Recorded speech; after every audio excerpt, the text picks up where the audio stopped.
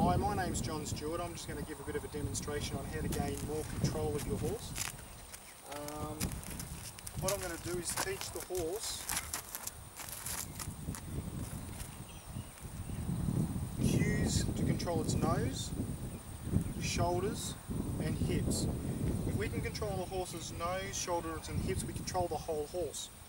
Now, through these exercises, we start off nice and easy, making it easy for Belle here to understand, and as she gets to understand them better, we'll have more control of her, and her concentration will actually come to us and respect us a lot more. So the first thing that I'm going to do is, I always ask the horse to go forward, so I ask them to go forward. I then push gently on their cheekbone and get them to turn, and that way they get the understanding that I control her. Now when I push on the cheek, I have to walk faster than her, so because my circle is going to be a lot bigger than hers being on the inside. The next thing that I teach the horse is, if I pick up the rein, or the lead rein, I bring my hand to her hip joint, I ask her nose to come around, when she steps around, I give her a pat. I keep doing that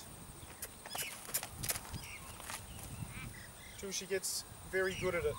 Now we want this leg to pivot. We don't want her falling in on us and stepping towards us. We want this leg to stop. So when I pick up, we want the hind leg to step under and that leg to pivot. Yeah. Now we do both of these exercises on both sides. Good.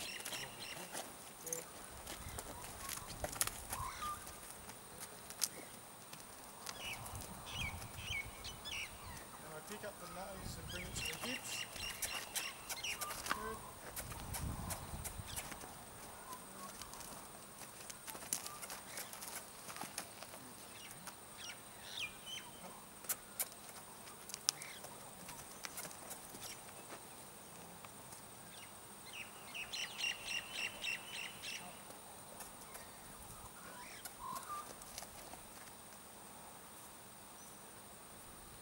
Now if the horse moves, I control where she moves till she stands. And while she stands, she can relax, just for now.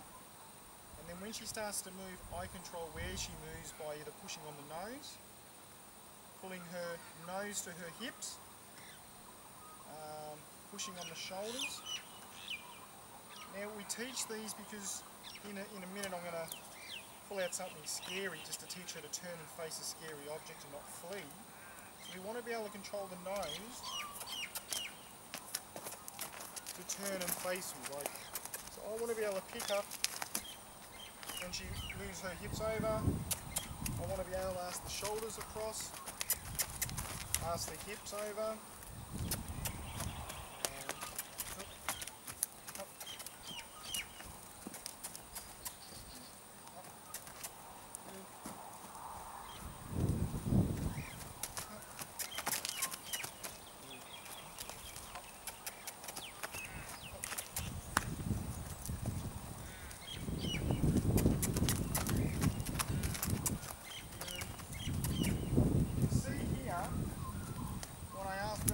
off the shoulder,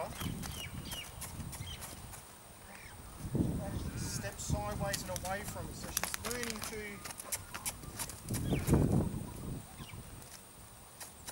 learning not to run into me.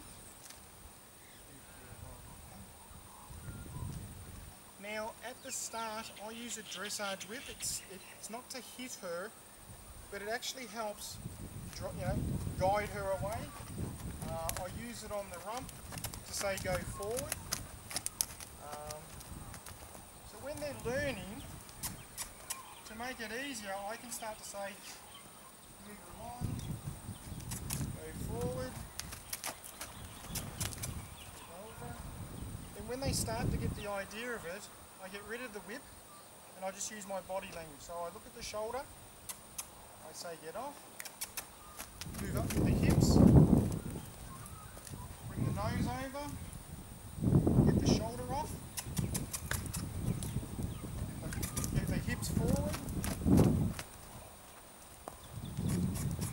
nose over, good, and then I ask her to stand.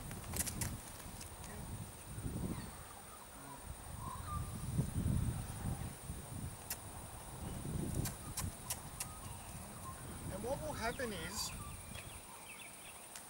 as she gets better at understanding what the cues are of the nose, the shoulders and the hips, we start to not need the lead rope. Now when we don't need the lead rope is when she's more thinking of us. Yeah? So we can ask her nose to come here. I pick up the lead rope because she wasn't fast enough. I can push on her and say get away without touching her. I can ask her to come,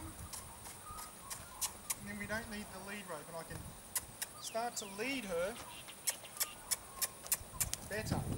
Yeah?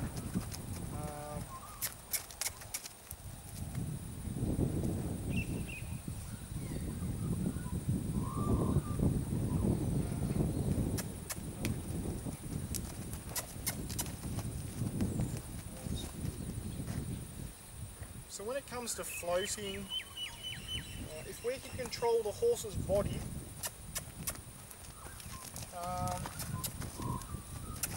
it does make life a lot easier for us when they get scared. So what I'm going to do now is I've never had a stock whip with Belle, so I'm just going to pull out a stock whip and give you a bit of a demonstration on how to desensitise a horse. Now we don't want to stick anything to the horse because if she does get scared, we want her to be able to leave the area, but we just control her looking at us.